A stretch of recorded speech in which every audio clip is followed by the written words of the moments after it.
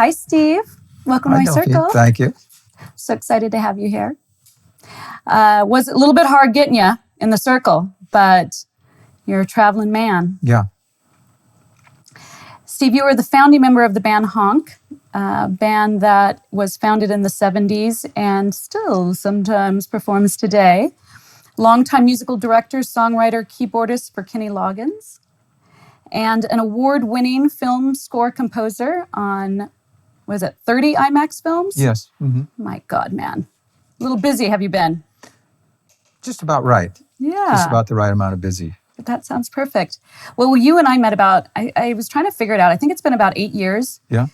When you joined the 133 band, a band promoted, managed by my ex-husband, Clay Berryhill. Yeah, yeah. Really fun group of music. In fact, we had Nick Hernandez, another fellow bandmate, on the show a little bit earlier ago. So it's fun to have you guys all in the circle. Yeah.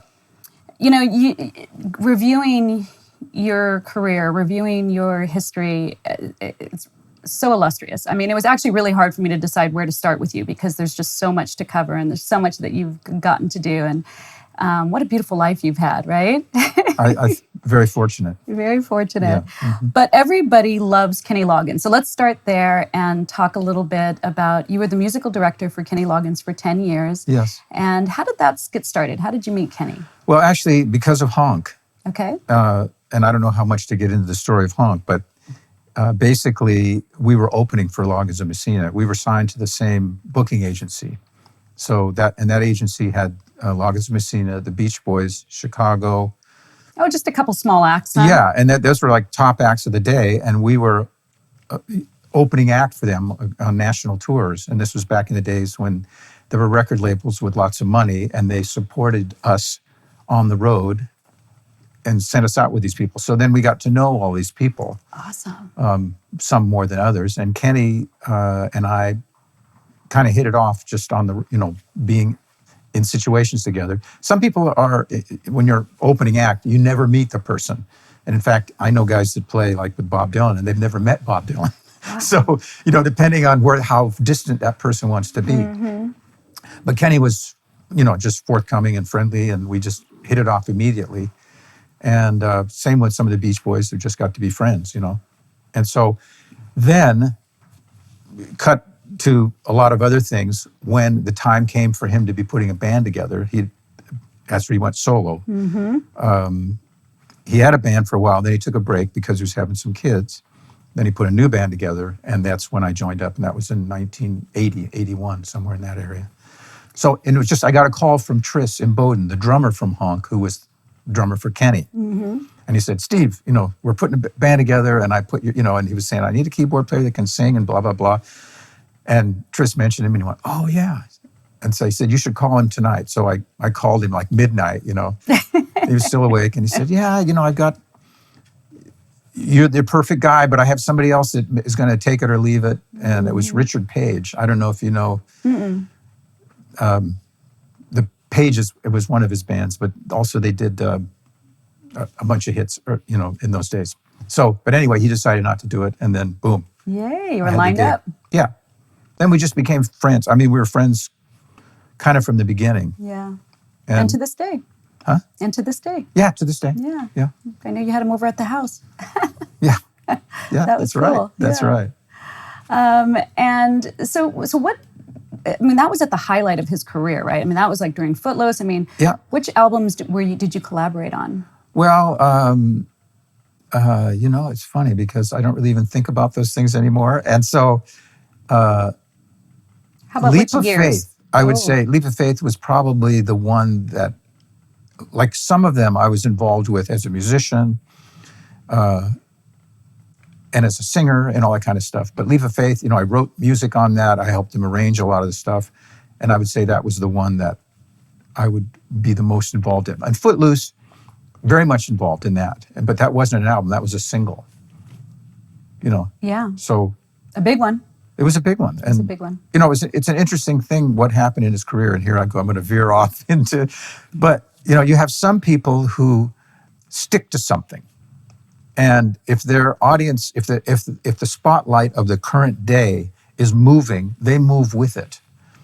And if styles change, they change with it to stay because they love the power and all the great things that come from being famous. Yeah. And then there are other people who are, artists in their own right, and they have a vision, and then they're that person, and then they don't change.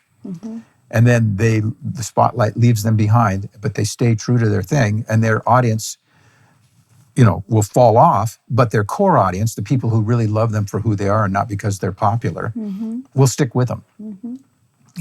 Which category does Kenny fall in? Well, Kenny is, I think, there's a little more to it than that simplified story, because he's also a guy who doesn't want to stay the same person, and so he changes just because he's changing, and he's an artist in that way. Then also, he had a manager that was getting him work that kept him in the spotlight. So like getting those film things, I'm All Right, Footloose, a couple other things. Top Gun. Yeah, Danger Zone, those kind of things. They really slammed him into the spotlight, but they also kind of alienated his core group. Oh.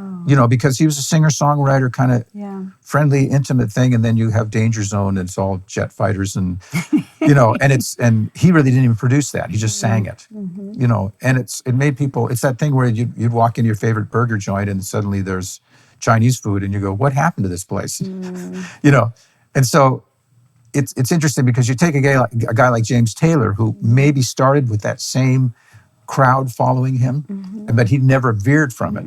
And now he's still selling out big places because everybody goes and they know they're going to get a burger. And Kenny kind of went through all these changes that kind of left, if you're trying to stay contemporary, you can't do it forever. Yeah.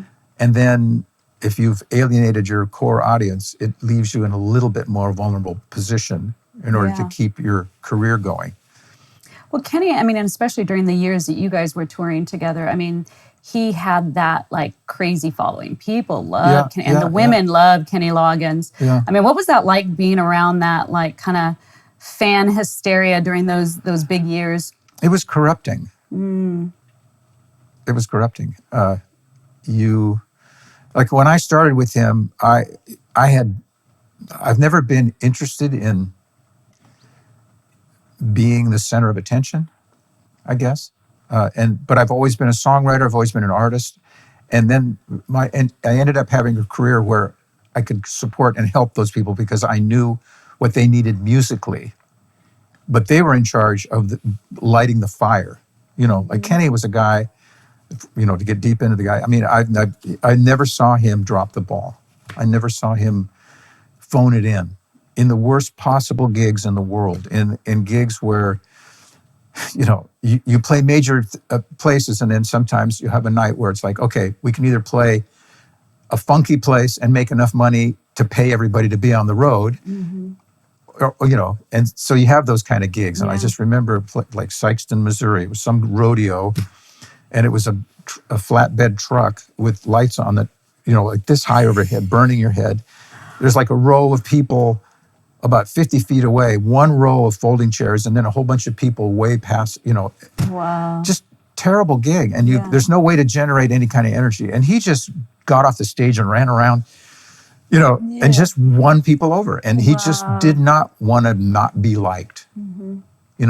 He just had that fire. He just wanted to be liked and be successful. Well, and if you're a performer, if you're putting it out there and people are paying money, I guess you should be wanting to be liked, right? You should be wanting to perform. Not. I don't know about a should, because you can also be a person that's like, it's just like, okay, do I want to have a whole bunch of people that many of I don't care for, who are going to leave me if I change, or they're going to leave whatever, or do I want to get a core audience that really likes me for who I am? And just like Beth's songwriter thing that she had that we were talking about earlier, you cultivate an audience that's there for the real reason of your art and not because that's the popular thing.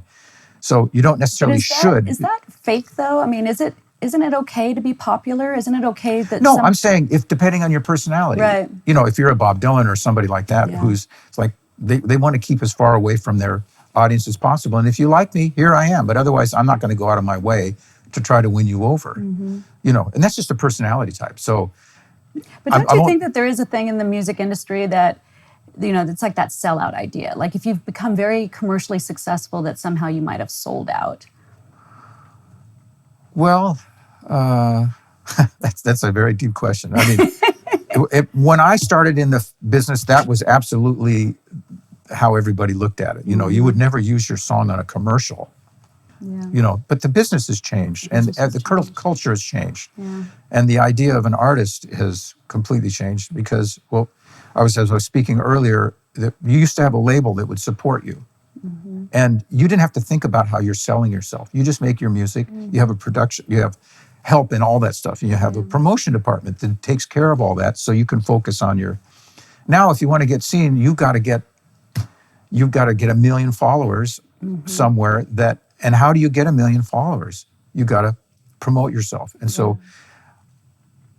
this brings up so many things, but if you really want to be thinking about what your soul is saying to you, you shouldn't be listening to what your head is telling you that people want you to be doing.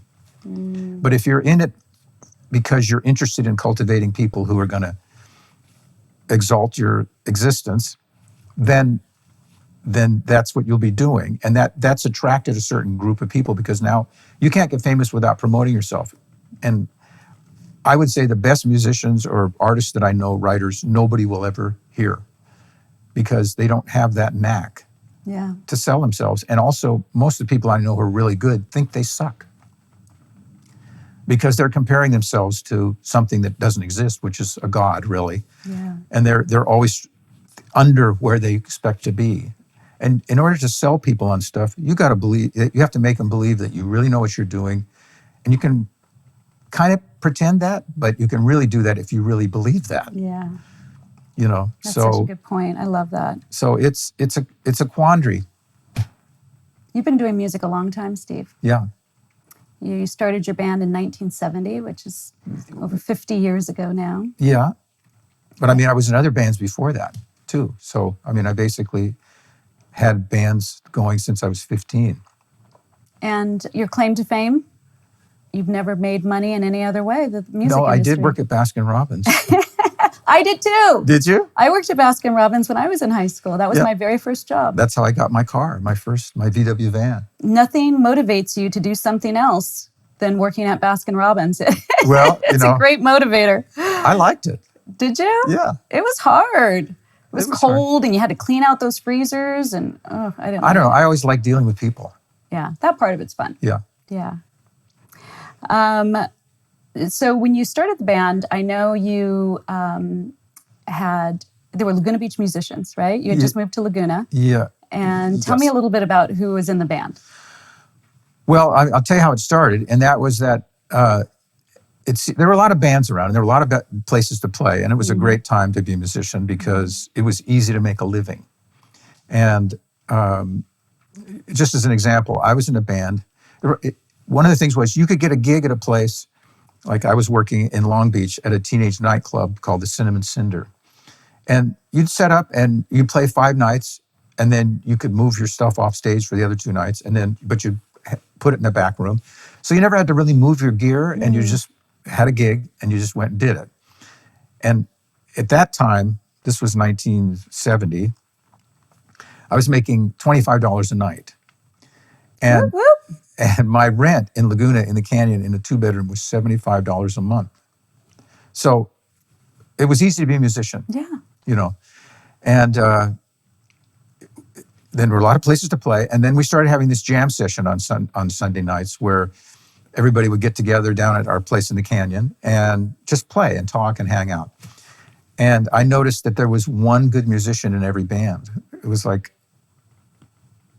that was the person that everything revolved around. And I had this thought, like, if I took this guy who's a really great bass player, and he's the best guy in that band, and this drummer and all that stuff, and put a band together, and then stopped playing top 40 music and just tried to play originals, we could really have something. Mm-hmm. And the other 3 people that I asked to do that were completely on board with that. So that's how the thing started. That's very cool. Now, I know you're a keyboardist, but do you play any other instruments? I play guitar, I play bass, and I can play a little bit of other instruments.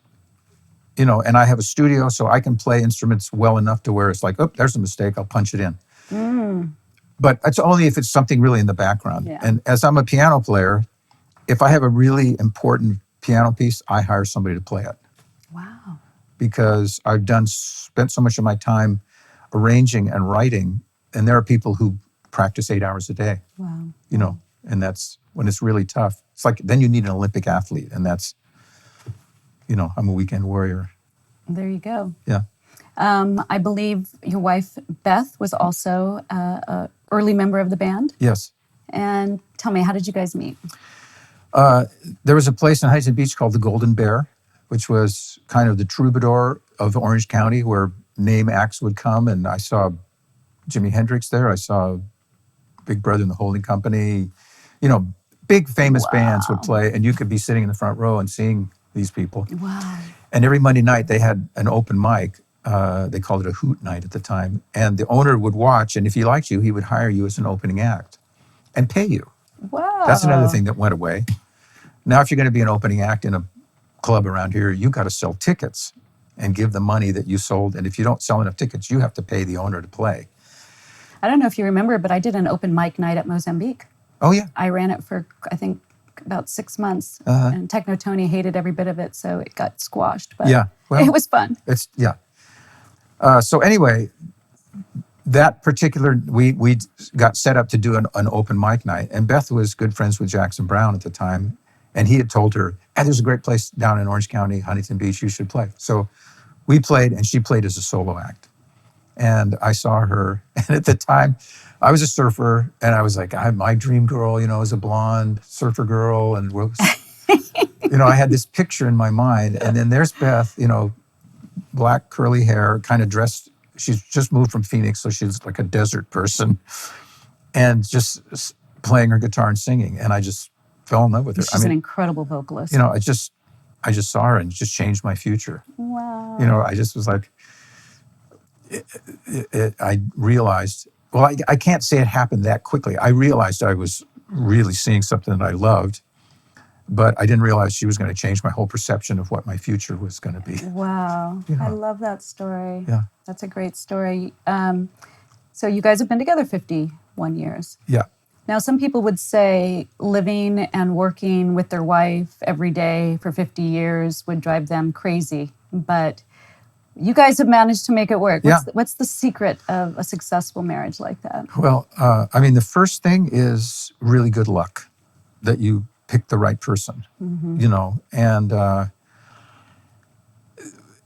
know I always say you fall in love with a flower, you fall in love with that beauty of that person and the concept of what it is, but it's the roots that tie you together, and those only happen when things go wrong. And the dream of having something work out perfectly forever, you're not going to actually get anywhere, because you'll learn nothing about the person, because you don't learn about them until you see them under duress. Not under their duress, under duress. And so the fortunate thing was, when things got bad, we both got closer together, even though sometimes you're butting heads. But there was always something deeper that kept us together and linked us. And she would say, one thing she would say is, when somebody asks that question, she says, always be happy to see that person, even when you're not. Just be happy to see them. Like my mother always said, treat people the way you want them to be, not the way they are. And that's been a thing that has served me well. I love it. Yeah.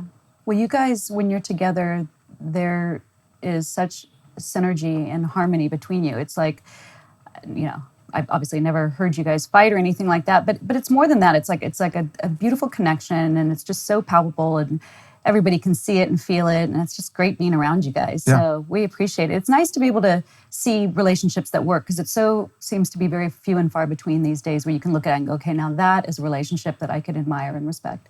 Yeah, and like I say, I would like to take all the credit for this, but there is that very first thing is like, I got really lucky picking the right person. Though I have to say, of the things that I feel like I'm good at, it's seeing something about the soul of a person.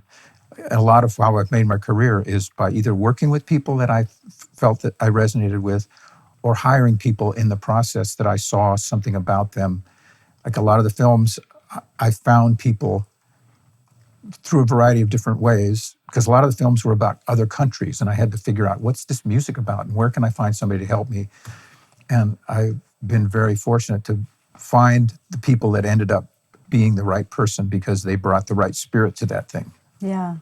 And is it something that, like, you just know when you meet the person, or how do you know it's going to be the right connection, the right energy? Yeah, I think I kind of go by, what is this person here for? You know, and as far as musicians go, why are they a musician? And it's, are they here to serve music, or are they here to have music serve them? Wow. And that is basically, it's like just like a God question. You know, are you a server, or are you trying to have others serve you? Right. And that's what I always look for. And you know, the funny thing is, they don't usually come off as a strong person per se. They're just honest. I love it. They're not trying to sell you on anything. It's authenticity. Yeah, so I'm sold on people that aren't trying to sell me. Yeah, I love it. So true. You and Beth were in Honk together. Yeah. And then when that band kind of fizzled, you guys started a duo. Yes. And you got signed to Arista. Right. Clive Davis. Yeah. What was that like? Well, I mean, I was not, I was still living down here, and we had a manager. So, and that was the days when I'll step back a minute. I was naive, thinking that I really didn't need to know the people in the business. And so I didn't really know him that well. You know, we did an audition with several labels, and he was like, yeah, we're going to sign these guys. Then we got a producer, made a record. And I think in the end, he didn't like it. So that was it. You know. Moving right along. And at that point, it's like you have a choice. It's like, okay, well, we have this energy going. Now we got to get up there and make this thing happen, because everybody knows we have something going. But I just wasn't interested. I didn't want to leave Laguna. Yeah. And that is not something I'm proud of or not proud of. It's just how it was, you know. So, but I think, as I told you earlier, we got an advance, a nice advance. And a friend of ours called and said, hey, there's a house for sale across, and we're still living in Laguna Canyon, across the street from us. You might come check it out. And we're like, I'm not looking for a house or anything, but we'll go over there and check it out. And, you know, we walked in, and it was like, oh my God, we just felt our future. You know, we both almost passed out. It's like, wow, we got to have this house. So we had that money. Yeah. And the contract that we had signed had a page that talked about all the advances we were going to get over the next 5 years, you know, like $100,000 a year, or what all this stuff was. But the next page said, but at our discretion, you know, we can drop this at any time. But we got a loan by giving the bank that one page. There you go. You know. And you're still in that house. Still in that house. There's a little bit left of it. We've done a lot of changes to it. But and you have a recording studio in there that you do a lot of work from, which is super cool. Super cool. Yeah, we were canyon neighbors. Yeah, you could. I could look over and see your house. Yeah, we could yell back and forth. I actually have a really funny story that I've actually told a couple people, because we had my niece's wedding at the house, and her little sister, Nelson's sister, is an incredible singer, and I think she was probably, 10 or 9 at the time, and she stood up on the wedding table and she sang a cappella, Patsy Cline, I'm going walking after midnight. And everybody went silent. Nobody could believe this little 9-year-old girl with this incredible voice and just powering this out. And she stopped, and everybody just erupted into applause. And later that next day I said, Steve, were we too loud? And you said, I just remember some applause happening and erupting. And so the applause apparently echoed through the canyon, which was super cute. Well, you know, it's funny, because there you have somebody who likes being on stage and wants to be the center of attention. And that's just a personality type. Yeah. You know, and that's the lucky ingredient in a way, like Nick Hernandez, who you had on. You know, he loves Say he's not shy. Yeah. He'll do anything, And I'm kind of like, I don't know. That's just, Oh my God. So a major part of your professional career has been in the work that you've done with filmmaker Greg McGillivray. And 30 IMAX films is nothing to sneeze at. That's an incredible accomplishment. And so tell me a little bit about how you came to start working with Greg, another Laguna Beach guy. Right. Well, in fact, we both went to Newport Harbor High School. How fun is that? He was a senior when I was a freshman. Yeah, you're the youngin'. So I didn't really know him very well. But he made surf movies. And when I was growing up, I was a surfer, and that's all I could think about. And the typical thing in those days was for a guy to go around with his 16 millimeter camera and film people surfing, and maybe go to some exotic location like Hawaii or somewhere and film guys. And then he'd edit together a film and often have a record player and do a narration. He'd rent a boys' gym somewhere and put up posters all over town, and all the surfers would show up, and he'd show the movie and narrate and play. And Bruce Brown was like the most famous guy. For sure. And Greg, was kind of the next generation of guys, and he made a surf film called 5 Summer Stories. And he was able to get the Beach Boys to contribute some music, and then he wanted a local band to score music, like actually to picture. And so Honk was kind of the hot local band, and so he hired us to do that. And so cool. So it was super fun, and I've always been interested in music as a picture in my mind, so instrumental music. When I was a kid, I liked film music. The first record I ever bought was actually a song called Walk on the Wild Side, which is the theme song from a film and the music was by Elmer Bernstein. It's like, okay, I liked all the rock guys, but I also liked that weird stuff, So anyway, he hired us to do that. And it was one of those things where he and I hit it off. And I really liked doing what I was doing, and I was interested in helping him. And there were other members of the band that were like, yeah, this sucks, this guy's a jerk, or whatever it is, because especially how when you're young and you're, defining who you are a lot by who you don't like. Yeah. And so then I went on my merry way, and then he did some stuff on his own, and then started doing a lot of aerial photography and devising all these different kinds of ways of filming, and started doing a lot of Hollywood stuff. Then the IMAX thing came along, and he was like, that's what I want to work in, because that's the best picture you can possibly have. Wow. So, and he did several IMAX films, and then his regular composer stopped working for him. And he just called me up one day and just said, would you be interested in scoring a film? And I said, I'm ready. Oh. I've got all this equipment. I've got a studio already. I've got tons of synthesizers.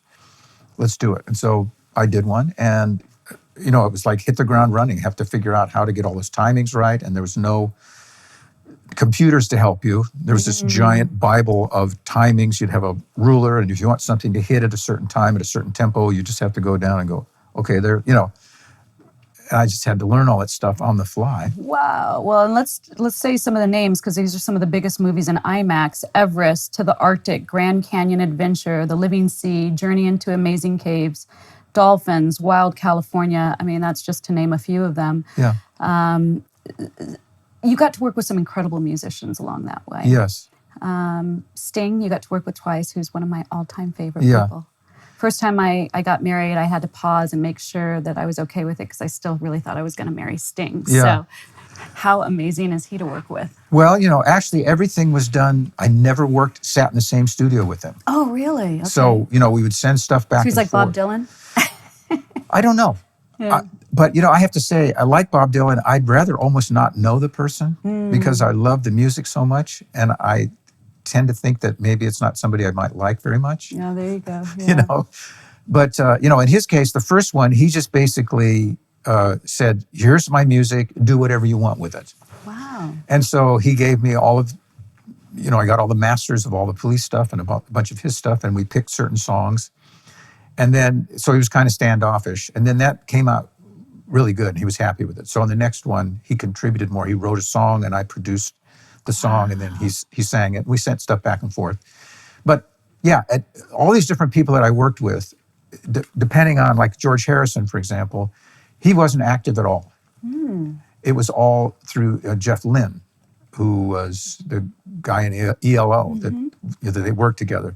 So he was present, but he was representing George, and basically only at the end I got a letter from George saying, great work, I love what you did, hope we can work together in the future.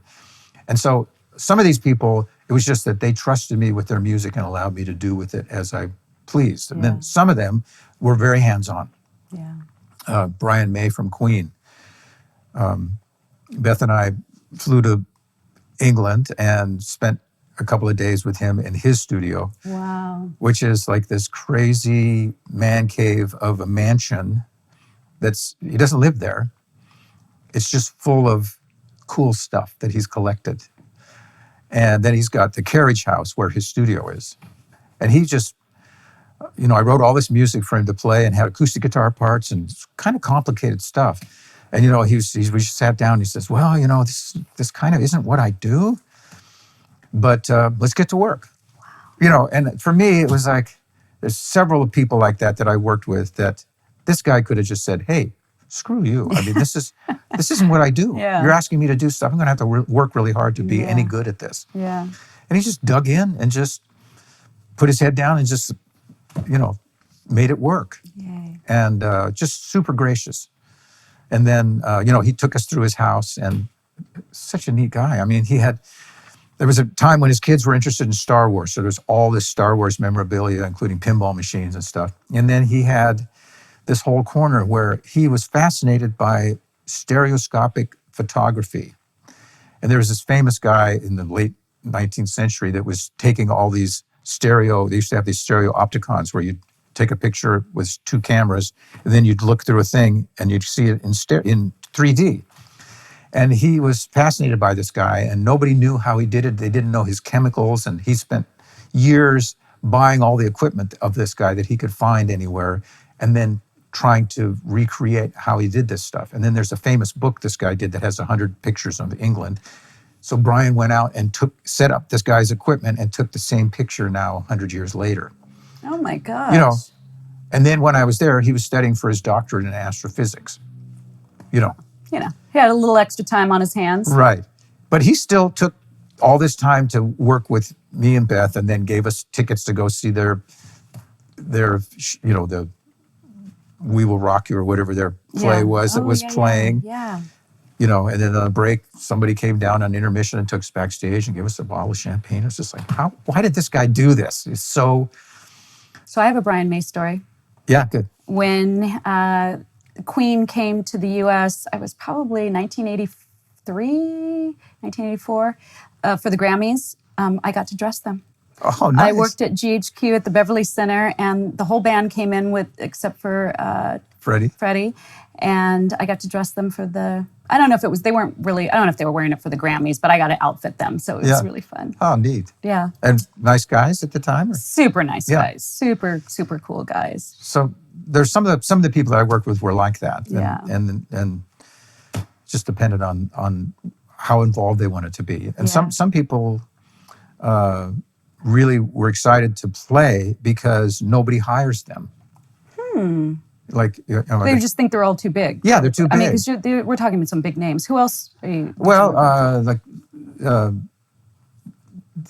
Moody Blues, which that was a big name band. Yeah. And Crosby, Stills and Nash, Dave Matthews Band. So now I know that the drummer for Dave Matthews lived in Laguna. I don't know if he still does, but did you ever hear that or mine? No, when I worked with him, he was living in North Carolina. The bass player lives in Laguna. Bass player, okay, bass player. So he and I worked together a ton. Oh, wow. Yeah, that's and then cool. I went back to North Carolina and worked with a band. Oh my gosh. Yeah. Oh, you're so lucky, Steve. You had some fun stuff. It's super fun. I mean, and like I say, it's just been an incredible experience to be able to be in this field.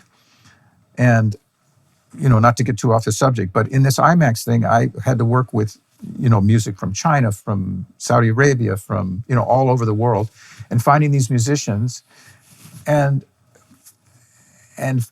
being able to work with people who really want to do something good, and are enthusiastic to partake and learn something and to participate in showing you something. Well, and a lot of those films are really educational about what's going on in the world, with the planets, with people, with cultures. So I can see people that are activists or really care about the planet wanting to be a part of it because it's creating history. Yeah. And, even like I say, even beyond the thing about being an activist, it's just that when you work together, it's like, here's a musician that really loves music and is very open to cuisine, as it were. They what spices are you using? How could we combine these things? And there was never any, competition, as it were. Okay. And so it really was a wonderful way to make a living and be creative and learn from other people. So one of our guests, David Heil, who dresses all of the celebrities, the biggest clothier of all the celebrities, and he said the one thing that he's noticed is that the higher you get with people who are just the best at what they do, the less the ego is involved. That people just work, it's like they have a mutual respect. Do you find that in the music industry as well? Majority, that's true. Yeah. Yeah. I think there's some people that become famous because they need it so badly and they never quite get over it. Okay. Yeah. We do a little something called big questions here in the circle. Okay, I'm ready. We're going to go deep, Steve. Tell me a little bit about what are your consistent daily routines. Well, first of all, I have to tell you one of my father's quotes was, Steve, deep down, I'm really shallow. So when you said we're going to go deep, I was like, well, that's going to be easy. I love it. I don't have a day. My only daily routine is to get up, get the paper, if you can imagine somebody from that somebody era. still gets the paper. And Which paper? LA Times. Okay. Only because I'm still interested in what's happening locally. Okay. And otherwise, I'm on the New York Times or, a bunch of different places all day long on my phone. But, and then have breakfast with Beth. And then she does Sudoku and all of the, numbers games that she likes. And then we hang out. We usually spend an hour at the breakfast thing. And that's my only routine. Wow, that's a and good then one. She goes off. She has a studio in the back of the house. There's 5 doors between us. So we never hear each other. And, we email or text. It's like, should we have lunch? All right, do you exercise? Yeah, I do. What do you do for exercise? I have a routine that I have developed over the years of my own combination of core issues and So you do it at the house? that I do at the house. And then also my son and Beth and I have a karate club that we own it's in Irvine. Yeah. So we do martial arts. And you're pretty highly ranked, if I remember. Yeah. That's super cool. Yeah. That's a nice family activity to have together. It is really a great activity, especially because we have 2 sons, one of which is an incredible musician, like forget about it kind of talent. And then our second son he's musically gifted, but not inclined to be obsessed by it. And he's more of a physical guy. Yeah. And he got into martial arts really early and asked us to join his club with him. And it was like, okay, I don't know. This is something we can share anyway. Yeah. But I took to it, and Beth did as well. Yeah. It was really quite a bit like music.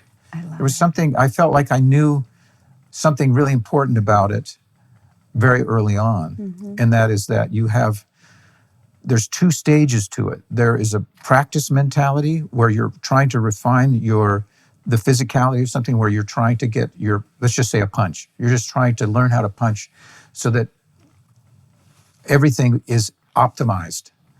And so when you practice that, you practice, and you try to refine, and your mind is, I'm working on this thing. But then you need a performance mode where you forget everything that you've worked on and you just do it. And the practice part is getting your muscles to respond without consciousness.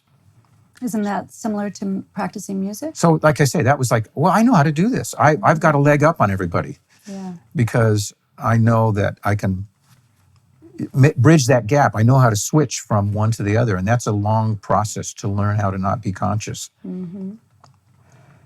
Tell me something that people would be surprised to know about you. I'm actually kind of surprised about the karate, but martial arts. I think that's probably the most surprising thing. Is that it? We don't talk about it much, Yeah. And I think the only reason I knew is I think I've seen something posted on social media or something that you Yeah, a guys couple times I posted Beth doing something Yeah. because she's the most mild-mannered person. And to see her doing one of these things and just go, oh my God, really? But yeah, I mean, we're all fourth degree black belts, which in our style is considered a master. Yeah. And I'm not messing with you. we don't talk about it. Well, I have to say, I always say, if I got into a fight with a guy I'm 72 and I weigh 148 pounds, and he didn't have any martial arts training at all, I know I could kick his butt. But then when you start mixing up all the different things that happen, like a football player who's 19 that has no martial arts, he could probably kick my ass.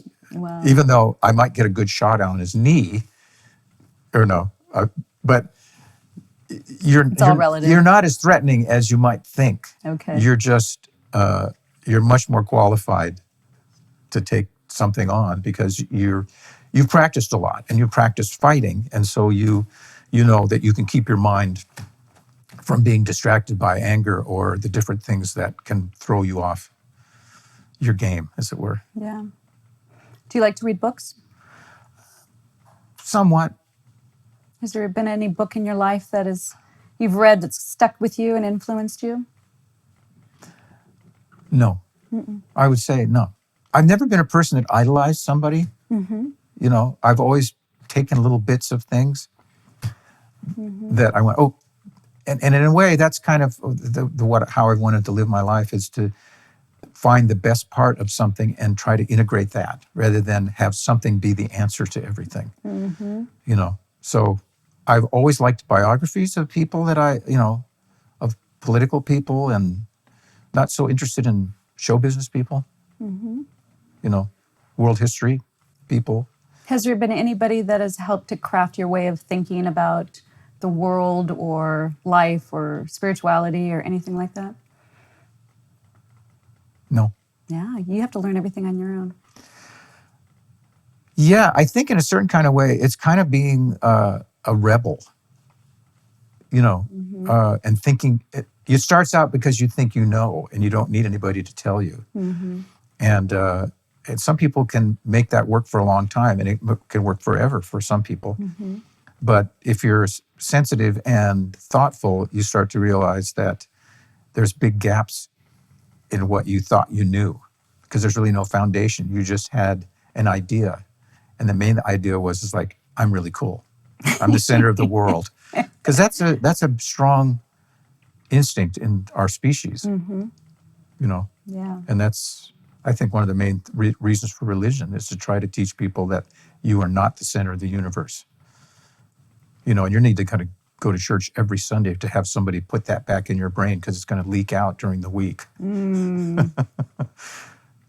So what keeps you up at night? What issues do you think are the most pressing issues our world's facing now? Well, I just don't even know where to begin, because it's so big. Yeah. I am worried about I think right now I'm worried about the power that we've achieved with our ability to communicate with each other, and our worst instincts being encouraged by powers who are trying to make money off of our worst instincts. And they're encouraging us to not be our best person, because they're going to get us to click on something, and they're going to rile us up with anger. Mm-hmm. And I don't know at what point a species overspecializes themselves to the point of their destruction. But that's what worries me right now. That is a big question. And it's frightening to me. Mm-hmm. And that's as far as what keeps me awake at night. But it's such a big thing that it's hard to really start anywhere with what it is, right. Except just to see what's happening around the world after it looked like it was going to go in a good direction with democracy, finding out how fragile democracy is and how corrupted it can become by people who understand the worst instincts of people and know how to manipulate those things for the benefit of that person that's doing the manipulation, for them to gain power. Well put. And, and this is, again, even in the music business, there's a lot of stuff like, I can't watch any of these TV shows about, The Voice or any of that kind of stuff. American Idol. It's part of that same thing to me. That's like, how do you figure out how to get power over people? How do you train people to fool them into being moved by something that you're doing? And how to rile them up. Yeah. And when I watch those shows, it just makes me, it's creepy, because it's not about the soul. It's about power. Yeah. And I don't know how. I barely can watch shows now, Steve, and you're ruining The Voice for me. and I understand. I mean, it's a fun talent show, and you see, and I don't want to hear what those people have to tell those young, aspiring people. You don't think it's good advice? It's good advice. It's good advice in one way, but I don't think it's spiritually good advice. Okay. Because again, you're learning how to manipulate people. Yeah. And as I was saying earlier, the best musicians I know, you'll never hear them because they don't have that desire or need to influence people. Yeah. And but this is a double-edged sword, because if you can't, like I was talking about a guy like Nick or whatever, he has that gift of, he's naturally a person who attracts people to him because he's outgoing, confident, and I don't think he works on it. He has a political gift, But if you teach people how to be a politician, that's different from someone who's a born politician, who just knows, who likes people and knows how to influence them because they're not even trying to do it. Yeah, he's a gregarious person, yeah. But now people are really learning how to manipulate people to their benefit. It's become a science. And to how to get something from someone else for themselves. And that's what makes what's creepy to me. Tell me something you used to believe but you don't anymore. Well, that I think probably that everybody should be a lot more like me. I know exactly what you mean. I think that's another thing that is, everybody is selling selling that you are right, your gut instinct is correct, and everybody that's not thinking like you is screwed up, and now we're going to make you hate those people. And now we're going to have a tribe of people and we all think this certain way, and it's going to be us against them. It's actually, I totally understand what you're saying, and I think a lot of people have these same fears, and I'm kind of hearing it over and over. So it's a good thing, though, that we're all kind of being on alert. And you know what? It's work. It's a lot of work to be thoughtful about this stuff and not be emotional about it. And that's the hard work. Yeah. And that's how they get people to get into anger and hatred and this stuff. It's just like sugar. And it's just, people like it. Yeah. It moves them, and they want to be moved, And it's harder. It's a similar thing to, like when you're a little kid and you build a sandcastle and somebody kicks it down. It's like, man, it's super hard to build something, and it's very easy to tear it down. And, not to get too wide on this, but I went to a show couple weeks ago. My daughter-in-law plays with a group called the Felice Brothers, and they're kind of a popular alternative rock band. And I went to Woodstock, New York, to see her play, because it was 4 hours from our place in New Hampshire. And we were backstage, and there was this young, I would say woman there. And it turns out she's a musician, and sometimes she's an opening act. But she took a bite of a piece of salami that was on the tray there, and she says, that's the best salami I've ever had. And I said, you want me to take a picture of you having the best salami you've ever had? And she was like, oh, you totally got me, man. That's really embarrassing. And I said, no, I thought it would be fun for you to have a picture of the best salami ever. But especially, I know when I was younger, one of the ways you get power is to kind of denigrate somebody's enthusiasm. If you're too enthusiastic, like she expected what I said to her to be a way of like, really? You think that's you're really excited about salami? It's really easy to put somebody down and get a little bit of power by knocking them down a notch, that little sarcastic thing. And I think when you're younger, you kind of do that because you're trying to figure out where you fit. Just like I was saying, you're defining yourself by what you don't like as much as by what you do like. Yeah. Oh, that sucks. I mean, I have to say, now that I'm older, there's a lot of music that I listen to now. I used to not like this. And it's just because the style, or there was something about it that didn't fit with who I thought people should be. And now I realize that was a mistake. And so I had to say to her, the last thing I wanted to do was to denigrate your enthusiasm about the salami. I think that was really cool. And I just thought it would really be fun to have a picture of it. Yeah. That's cool. But I digress. Tell me about a goal that you've yet to reach. You know what? I have not had many goals in my life. Is that by design? It's by nature. I remember being in junior high and testing really high, but not doing very well in school because I wasn't that interested. And I think I was probably ADD before it was even, defined. Right. And I remember a teacher having a meeting with me and telling me how important it was for me to have a goal. And I just couldn't see it. I didn't see what the reason for that was. And again, we all have a personality and it fits in somewhere. And I am sort of ADD. There's often several stations playing at the same time. They say those kind of people back in the jungle days, you always put them at the front because they're like this. They're looking around and they're not concentrating necessarily. They're open to a lot of things happening.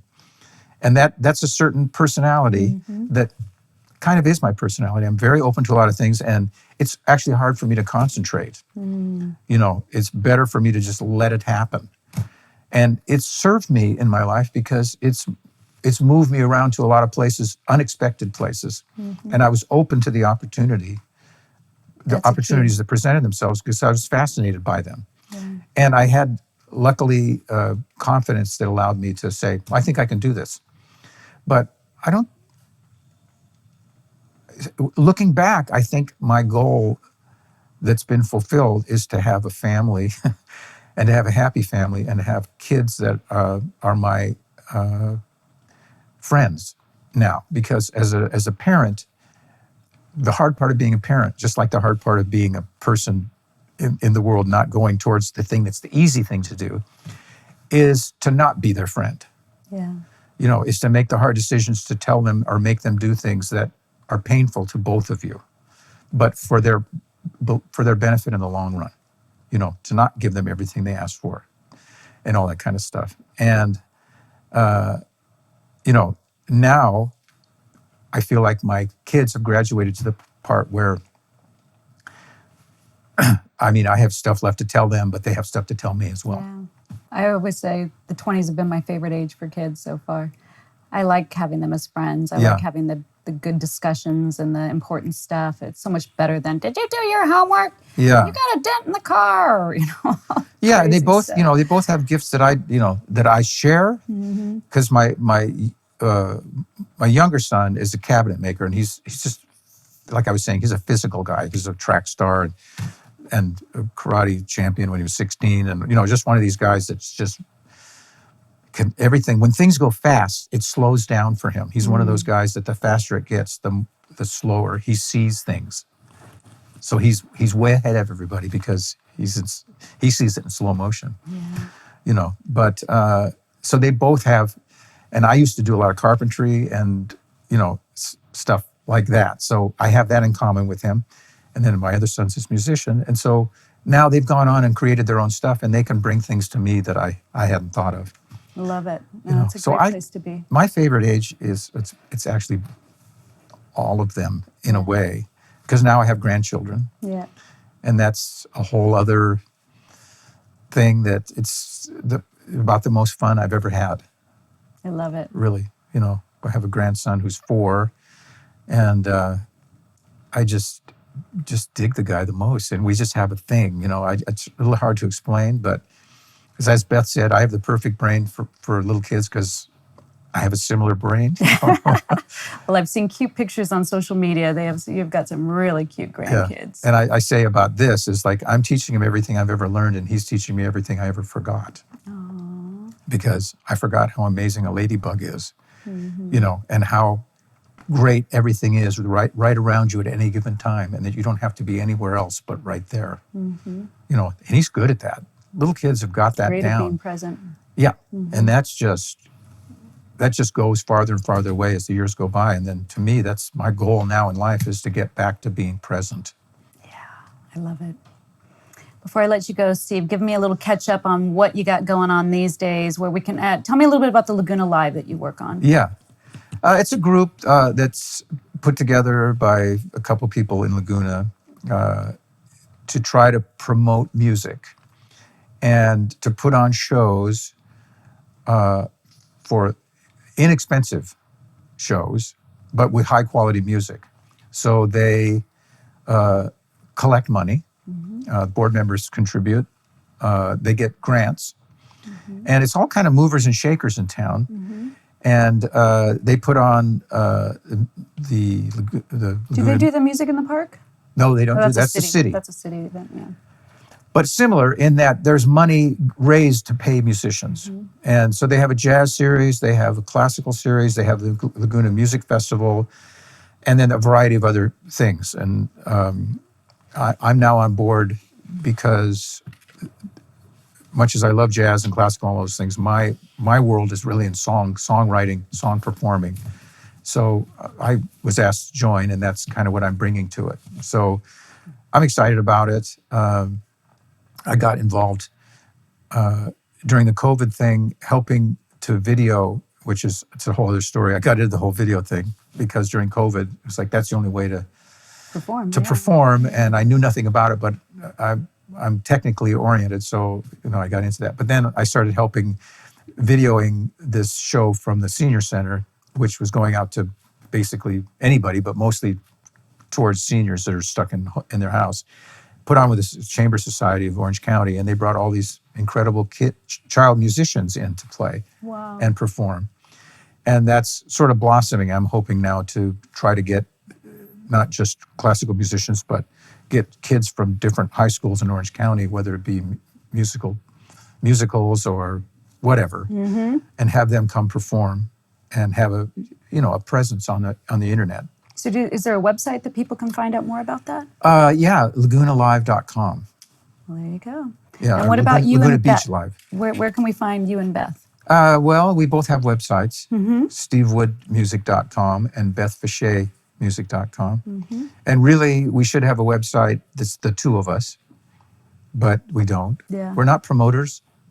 And we can find you playing at the Facebook, 133 band at least once a month at Mozambique. Yes, which is super fun. That's always fun. Yeah. Monday nights. I think it's the first Monday night. First Mondays. And we do occasional other gigs. And that's a really super fun band. Again, there's an age factor because it's full of all these heads of bands, like lead singer or songwriters. And we got a reggae guy, we got a British rocker, we got an R&B singer, we got Beth and I. I'm not going to try to define what we are, but so different. Yeah. But we just get along because we're at that stage to where we don't feel competitive. If somebody does something well, we don't go, that irritates me. Because it makes me feel less strong in my own way. Yeah. And we can appreciate each other and just go, that's really cool what you're doing. I would never do it that way.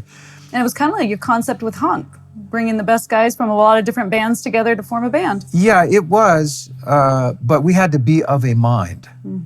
And this is like a big mind. This is all these different pieces put together because we're all so different personality-wise, but we really hit it off. And fortunately, we're not famous, so we don't really have to worry about what we're trying to do. We just get together and have a lot of fun playing music. I love it. Yeah. Well, thanks for coming and joining me, Steve. It's been awesome catching up. Yeah, I hope we got somewhere today. I think we did. I think we solved a couple of the world's problems. See you soon. Thank you for listening to this episode of Delphine Circle. If you enjoyed the episode, please check out our last two. And remember to like, comment, and subscribe. I'm Delphine. Welcome to my circle.